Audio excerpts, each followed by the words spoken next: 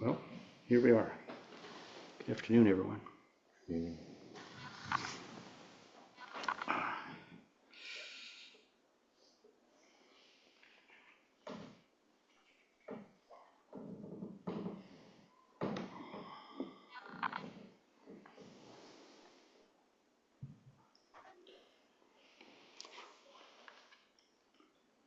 So I was having a conversation this morning with my hurrying shoes. And I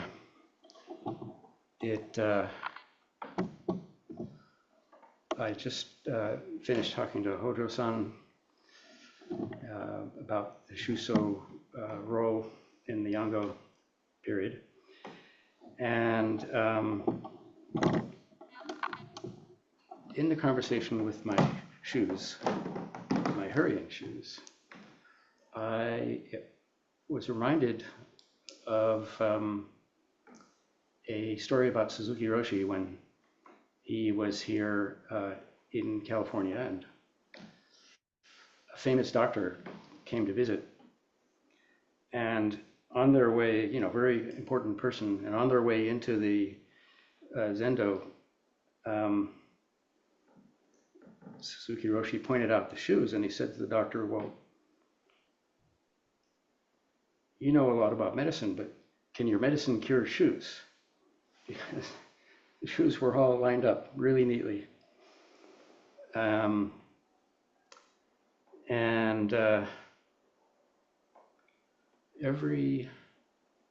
You could tell, every shoe was not going to be lonely because they'll all be there and paired.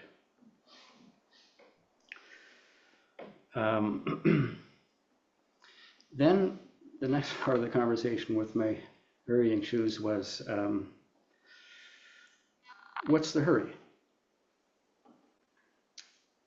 And I thought, well, I got to get there on time. Well, then the shoes shoot back with, well, how's that possible if you're not here to start?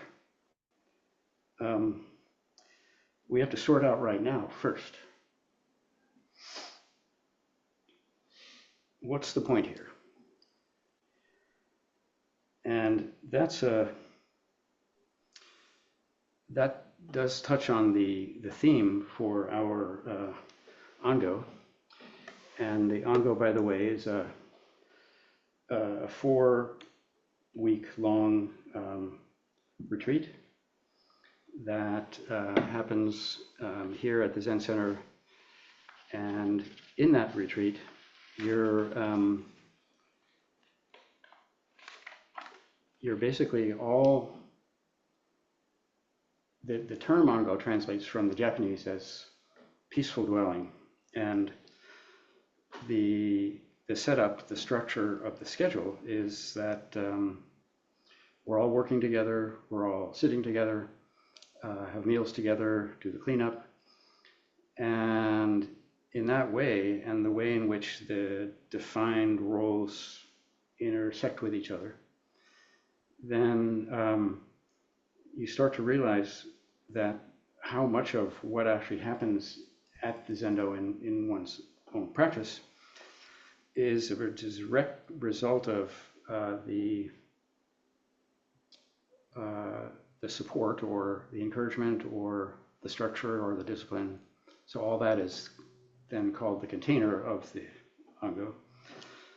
And that is kind of where it all happens, and everyone is supported by the timing, the actions, the interactions, spoken or not. And that then is the structure of the Ango. And so one of the roles then of the Shuso, so that's my role in this particular edition of the Ango, and that is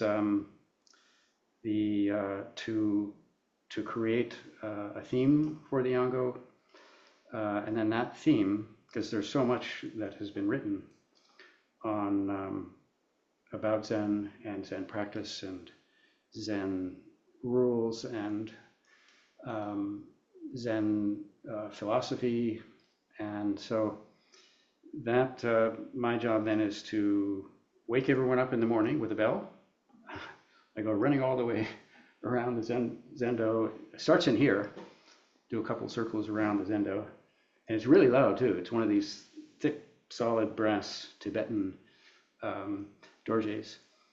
And then I go around through the whole grounds of the Zen Center, past all the residence halls, to wake everyone up individually in kind of the relative sense, and then the absolute sense. It's to wake up the universe, and I'm included in that too. So by the time I come back, I'm really alert. No caffeine needed. So that the theme then for this Ango is, it's titled somewhat opaquely to someone that hasn't read about Zen, but for us here it's a kind of a technical term of art called actualizing the fundamental point.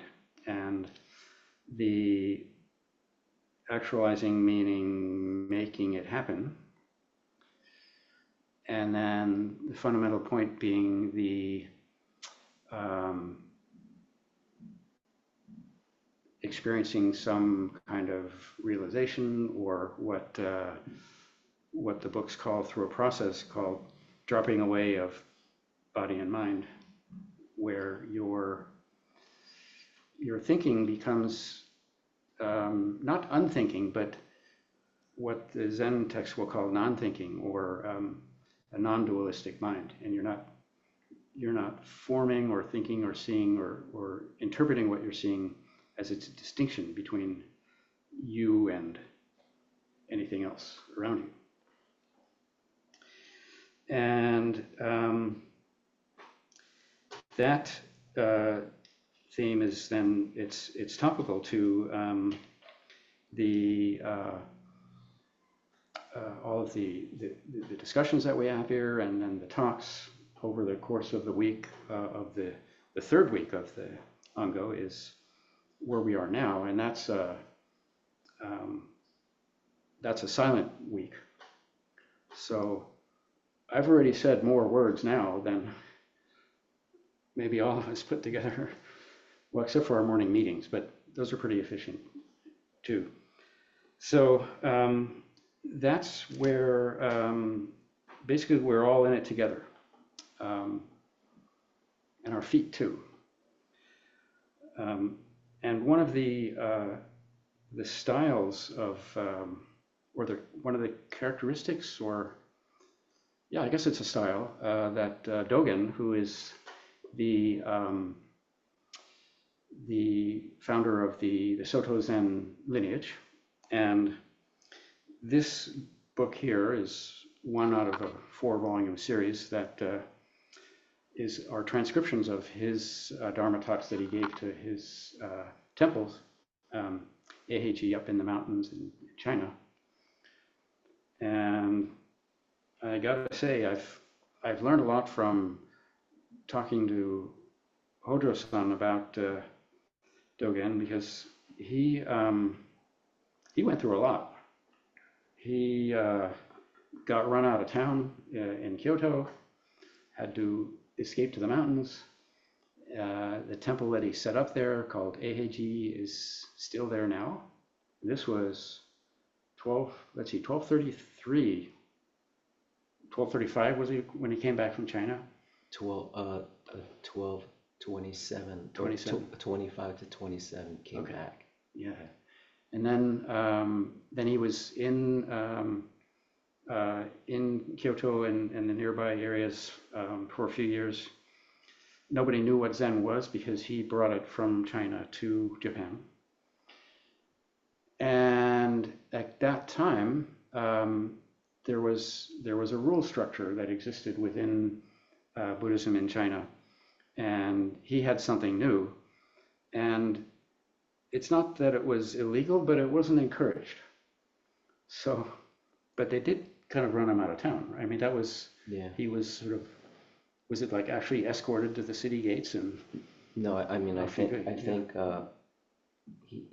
he from I think Kaninji after the 1227 he went to a Kanyo-in, Mm, which is a small temple, and then yeah. he went to Koshoji, and there was other schools that were against actually what he was doing because he was doing something that was radical at the time. So they set fire to Koshoji and they actually ran him out. They were trying to kill him. Mm. So then that's why he ended up in the mountains. I'd forgotten about the fire part. That's Yeah. pretty emphatic. Yeah. So, and I'm just imagining him on the boat, this little rickety boat crossing the North China Sea. And he was probably thinking the whole time, "Wow, I can't wait to get home and tell the folks about this." But wasn't going to happen. So so I've learned a lot from Hojo-san about how to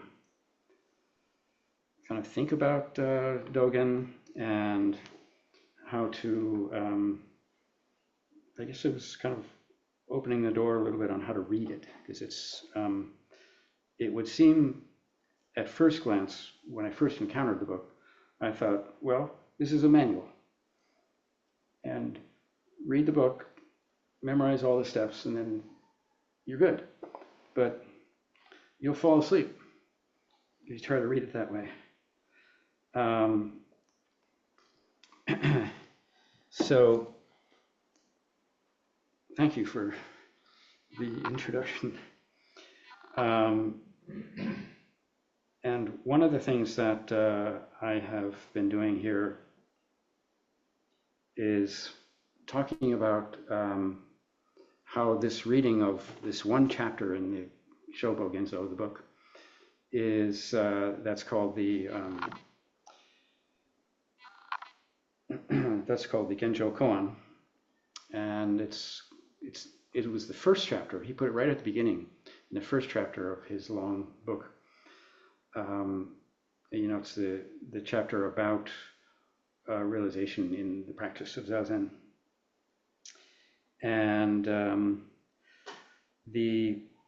one of the things that helped me in reading the book is this particular translation, which the Roshi pointed out to me. It has in it the kanji, which were, all the material in China about Zen, which had been there already for hundreds of years, was in Chinese, and then Dogen brought it, and he brought some of that material and shared that directly, and then a lot of it he commented on and interpreted, and then wrote about in the Japanese, ancient Japanese script. It's a whole different alphabet. It's not the kanji or the square Chinese characters. So that helped, in reading the book, or maybe more noticing the meaning of words based on the commentaries at the bottom of the pages. But I should add that, by way of reassurance, that you don't have to read kanji to understand Dogen. In fact, Thomas Merton, who wrote a really beautiful translation of the Tao Te Ching, the Chinese text, and he didn't read Chinese at all. Maybe a little bit, but like good morning and where's breakfast. But he certainly wasn't a scholar of the ancient language. And so the way that he created his own interpretation and translation is he took all the existing translations, laid them all out, and then went through, there's 81 chapters, went through the book one chapter at a time and compared the translations. And then from that, you were talking about intuition at yesterday's talk, he intuited what he thought was the original meaning.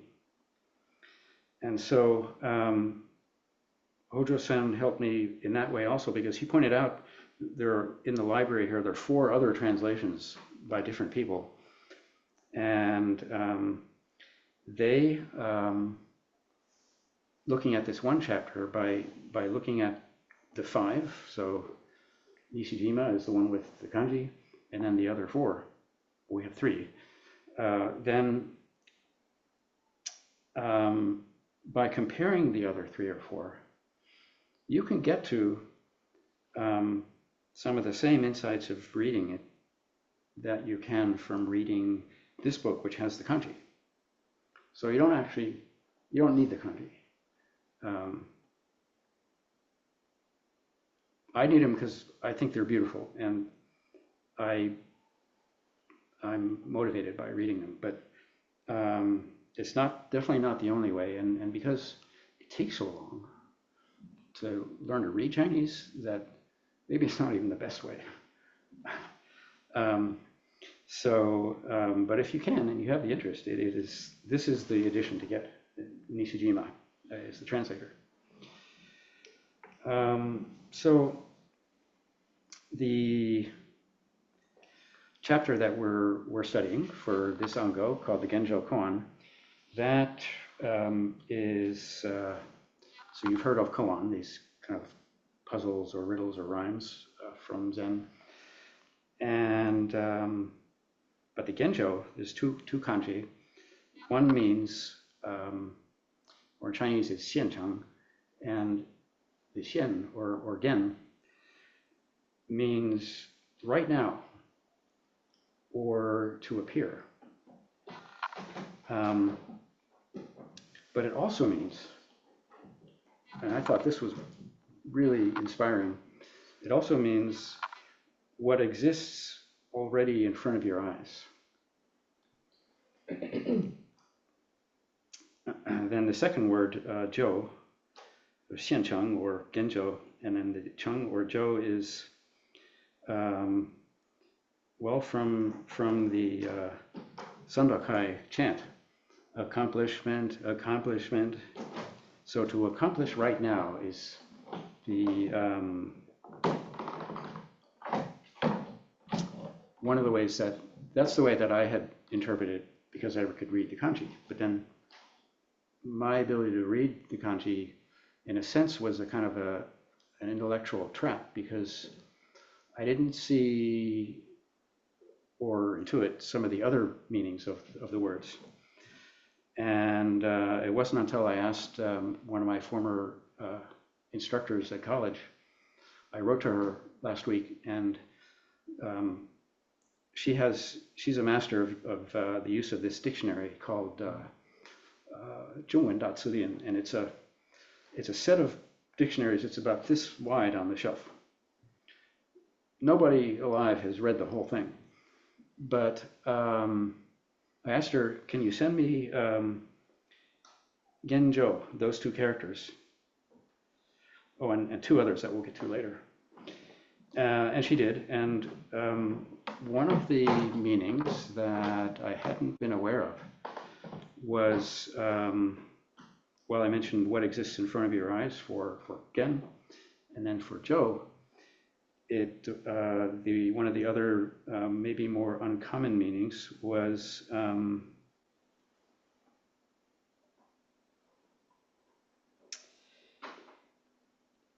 even, it may mean accomplishment and success, but it also means it's a possible.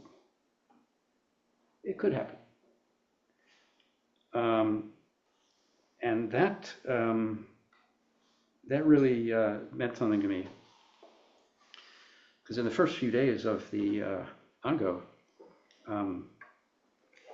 Hojo-san was telling me, make sure, give yourself plenty of time to think about the theme. And fortunately, by then, Roshi had already introduced to me the Nishijima translation. And in reading in the Genjo Koan, there's lots of really important details and perspectives. But then I got to the last paragraph, and And there's two little phrases here, and I'm going to read them because they really, they turned the whole thing around for me, upside down or something.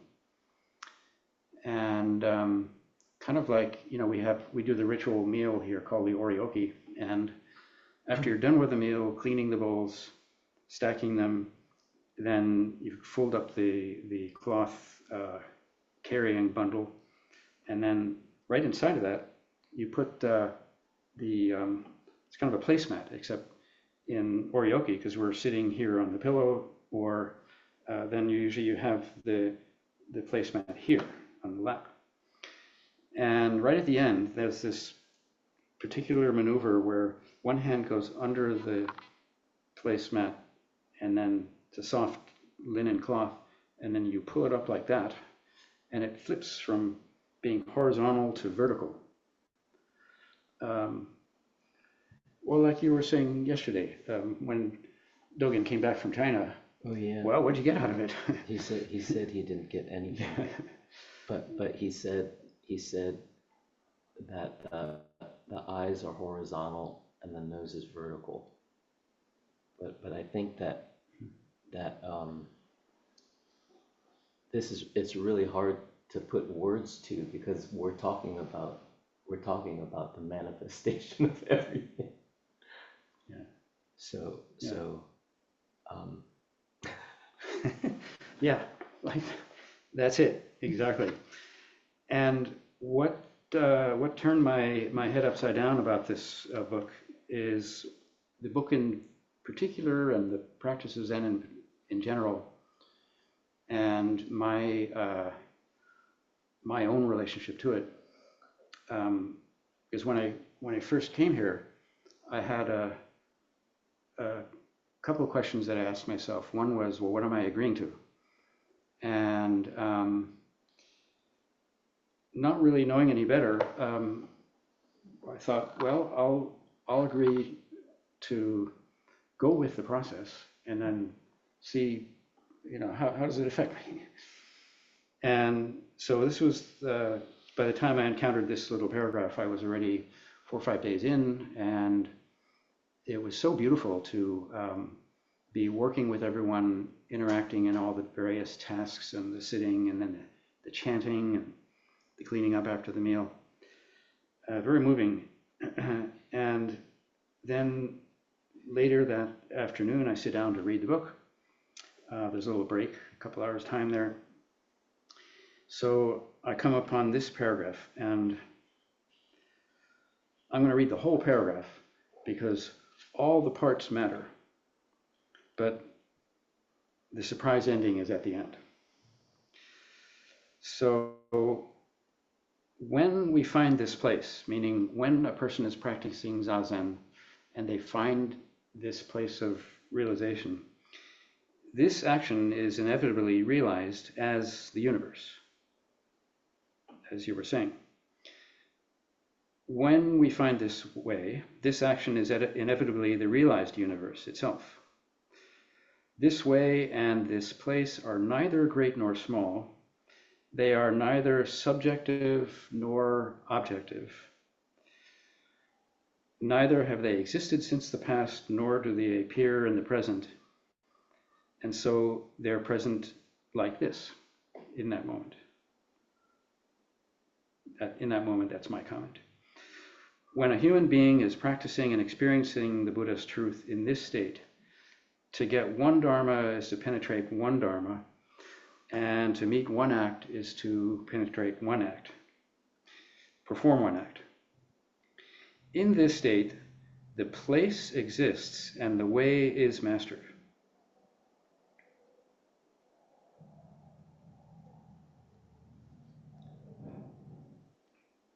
That encouraged me a lot, because first few days in, I was pretty nervous, and there's nothing like a Ango schedule to cure the jitters.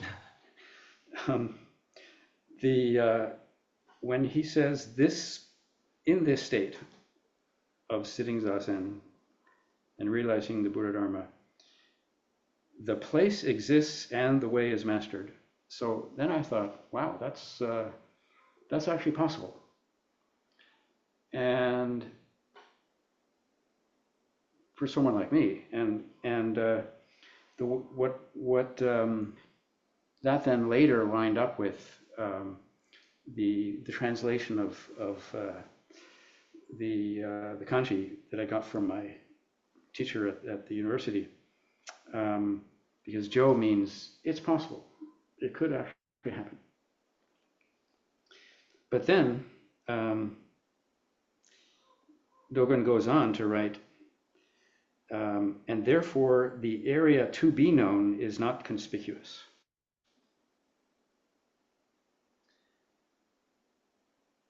The area to be known is kind of like a Jedi command. You will let us pass. And the area to be known, it appeared to me as both a realizable possibility, but also like a command. You know, you have to kind of work at it. It was an imperative. And then it goes on. The reason it is so is that this knowing and the perfect realization of the Buddha Dharma appear together and are experiencing together. My comment, experiencing together in your Zazen practice. And then he goes on, do not assume that what is attained will inevitably become self-conscious and be recognized by the intellect. The experience of the ultimate state is realized at once. At the same time, its mysterious existence is not necessarily a manifest realization. It's not guaranteed. Realization is the state of ambiguity itself. And that really worked for me, because my being nervous lined up with these two words, inconspicuous ambiguity. And one of the reasons that it worked for me is, like I said, it was a kind of a relief to read them, because in just the way I'm been thinking about Zen is and experiencing it, in the other three translations, they say, I'm paraphrasing here, that you probably won't find it, and you can't know it, and you won't own it. And this is pretty different. I felt hopeful at that moment. What is that one, that red part that it's not easily, it cannot easily be seen? Is that what? Here, no, that's in the other ones. And here he writes, the area to be known is not conspicuous. Oh, it's not conspicuous. Yeah. So it's not easily seen. Right, right. Which is, to me, was different than really hard to find. Like it could be under here. There's, and I'm just speaking, not jokingly, like there were certain moments where walking outside in the path, and then you look at this one small thing, and then you have a big feeling about it, or a big an understanding. Because I think the ambiguity, this ambiguity, I was talking about that yesterday, is the ambiguity is this intuition, or it's actually a sensing. And so why, like at the beginning when you're doing Zazen, you're really doing Zazen, and you think you have it, and you think you know it, but actually since you know it, then you don't know it. So that's like at the beginning. So there's a limit, like within this body, there's a limit. But as we go deeper, and as we continue to sit Zazen, this knowing, it becomes, it's not easily seen, because this knowing is only where you are. So it's actually the place where you sit zazen, and when you think, the longer that you sit zazen, the longer that thoughts come and go, and then at the same time you're actually doing nothing. And so this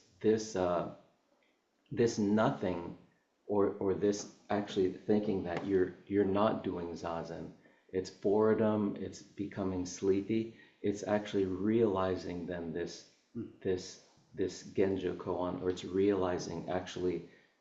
realizing reality in front of you.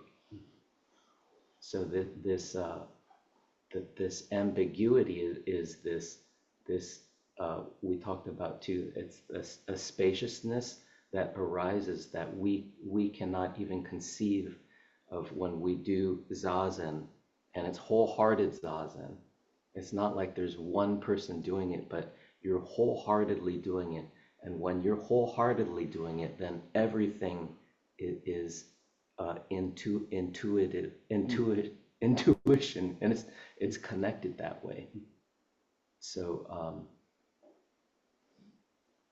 all things arrive at this place that we do, and it's knowable. Our eyes can see only what we can see, but then we're here, and when we wholeheartedly do something, then actually the whole universe is manifesting. And then the Genjo Koan, like the Shuso was saying, it's a manifesting, and then Koan is actually, it's an announcement, and it's brought into the public, and so it's reality right in front of you. And to do one thing, but to be hurried by your shoes. That's a good one. That's being hurried by your shoes, and then when it turns, and when you look at it, and then you place your shoes down, that's giving life then to your shoes, and putting the hurried shoes down, then that's the Genjo Koan of actually everything. But it's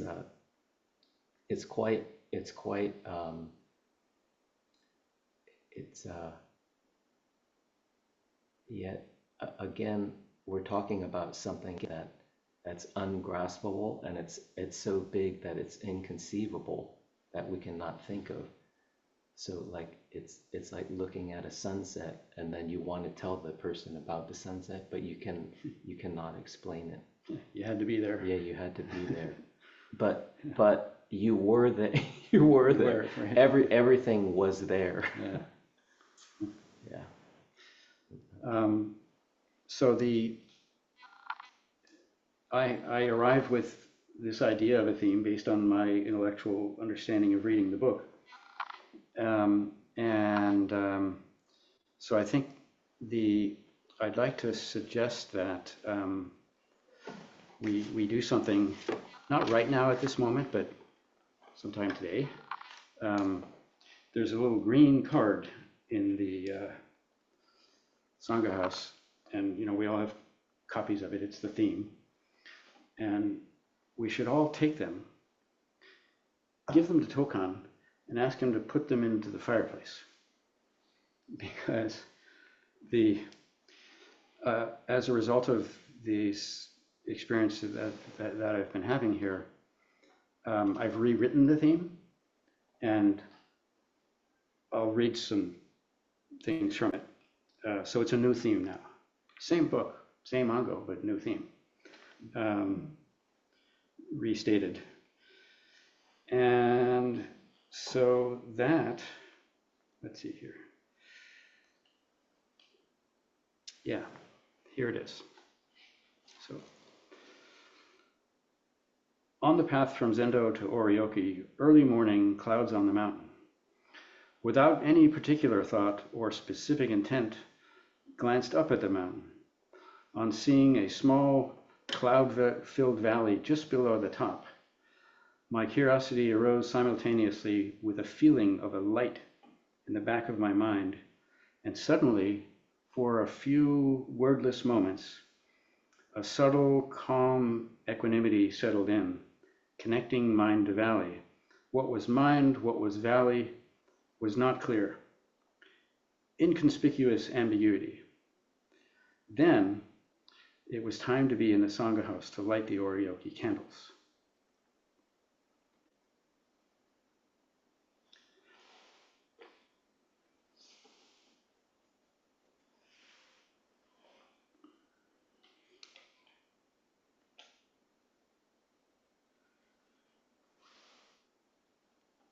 So when I encountered those two phrases in the Genjo Koan, one of the things that I realized was that you can't write your way out of a problem that started with reading. And arriving with ambition, like when I first got to the, when I first arrived here at the beginning of the Ango,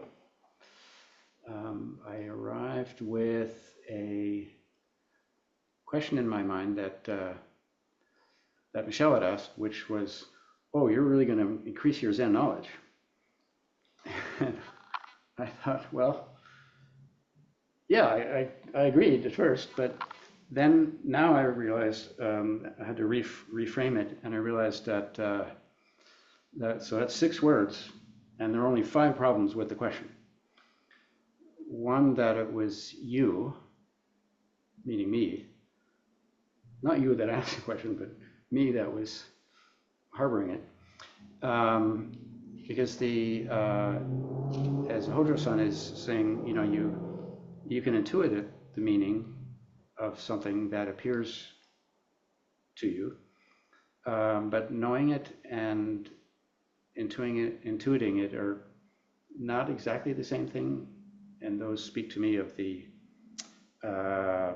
space between words that it feels to me like Dogen liked to write with. And yeah, the whole thing got turned upside down, and that was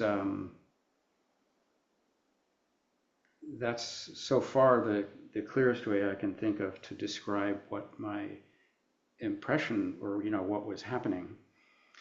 And there have been a few others that have occurred, and they are there are some commonalities. They're very brief, they're wordless, and I'm surprised, like struck by, you know, the beauty of the little valley up there at the top of the, had a little shape like the cup of your hand, right at the top of the mountain. It's all packed full of clouds. And then the other quality they have in common is that, well, they're wordless, and they're very brief, meaning when the commentary kicks in, that that moment is over. And don't get in the way, you know, you try not to get in the way of it when it's actually happening, but, and that actually is an instruction. He says, do not hinder the moment. And that, so yeah, the first problem with the question, the first word is you, and then the second word or pair is really increase. And well, like when Dogen came back from China, he said, when asked, what'd you get out of it? He said, well, not much really. Just when you know, your eyes are horizontal, your nose is vertical, and the whole posture of Zazen is built around that. So the posture, which has various details, means a lot. And then the knowledge part, well, before that, your knowledge is not mine, because that moment existed, but it wasn't, you know, I don't have a copyright on it. And I can't really know it other than be kind of curiously mystified by it. And so after we had that conversation, then one day I'm walking up the path here, and I was just thinking about the conversation, and then I looked up. There's a great big fairy ring outside where the small redwoods are growing around where the mother tree was. And on this particular morning, it was, it had stopped raining, but there was still a high cloud cover, so the air was really still. And then looked up, and the space in there seemed vast. And then just as I looked up, there's this one raindrop, maybe it blew off the tree or something, and it was falling down all by itself in the midst of that vast space. And then I thought, oh yeah, no, that's the knowledge, come home with. So, yeah, then it became a little more obvious that they had to rewrite the whole theme, hence the need to burn them now. Because this writing was coming out of my experience of the book chapter and the Ango. And one thing I was hearing in the instruction was, yeah, it's, and what Genjo Koan, Dogen wrote a lot about, he keeps saying it, you have to, it has to come from your own experience. And so that's the other thing I was worried about when I arrived, is besides what to say, is, well, will I have an experience? Will you have an experience? Yeah, right. Because, I was originally thinking, you show up at Ango, you memorize all the rules, you do them, you're done. I didn't realize there would be so much else besides these moments, but there are also the joy of Zen. This is it's on the meal chant that the people eating the oriarchy don't see, but the meal servers in the kitchen, at the end of the meal, then they do their own chant to close the meal. And there's the phrase in there, to discover the joy of Zen. And that was kind of one of my first just little chinks in the door, when the light started to come in, thinking, oh, that would be cool, if that happened. But then during Ango, because of the structure of the schedule and everyone's got their jobs and the jobs intersect, then you realize after that happens that is a joy of Zen. And that really became clear one morning here at the altar, where there's in the morning, after I've done all the bell ringing, there's a cube of charcoal, and it's black. And I'd only ever seen them black. And then when I arrived for that morning, it was red, like glowing red, the whole thing. Like to the crisp little corners of the cube was all glowing red. That reminded me of my mom, by the way. Thank you for that. So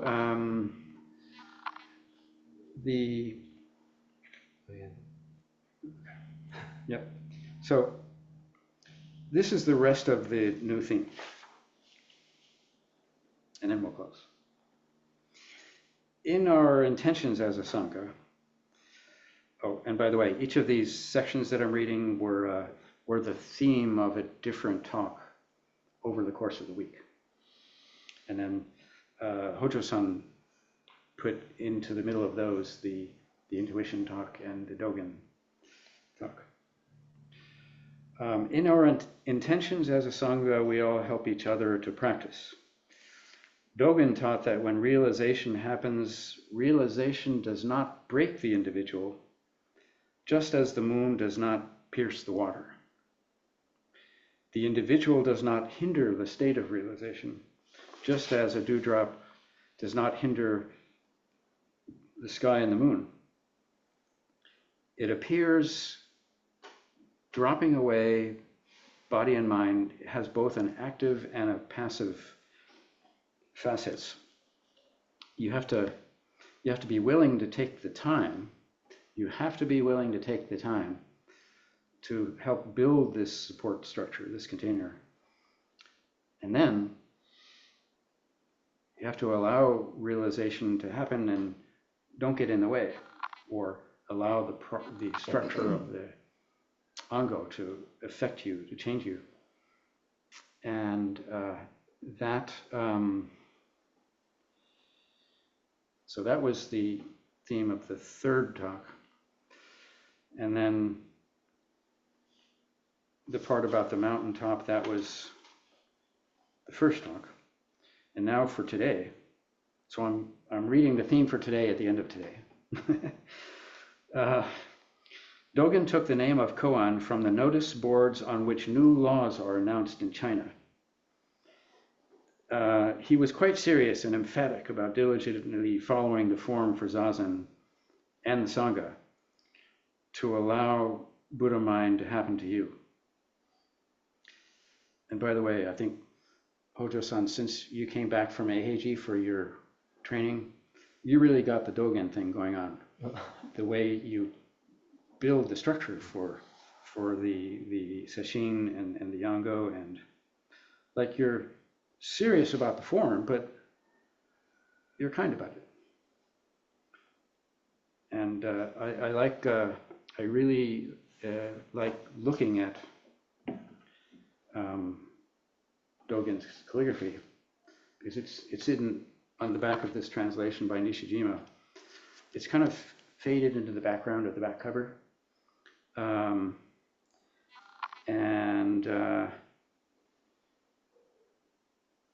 Oh yeah, here it says, well, if you sit properly, you'll receive the Bodhidharma's transmitted instructions. But what I really like about this, the style of his calligraphy, it's really beautiful because it's very, very well horizontal and vertical. But whenever he writes the character for a person, it's a big, bold brushstroke. And that to me echoes the style in which he wrote this stuff. You know, he's a real humanist. All right, then to finish today's theme at the end of today. Learning self is learning how to forget self. Forgetting self is learning how to help the Sangha's practice thrive. Although realization isn't guaranteed, the support of Sangha and diligent practice sure help the odds. Finding the joy of Zen helps transform ambitious seeking into aspirational commitment, allowing the place to be revealed and the moment to arise.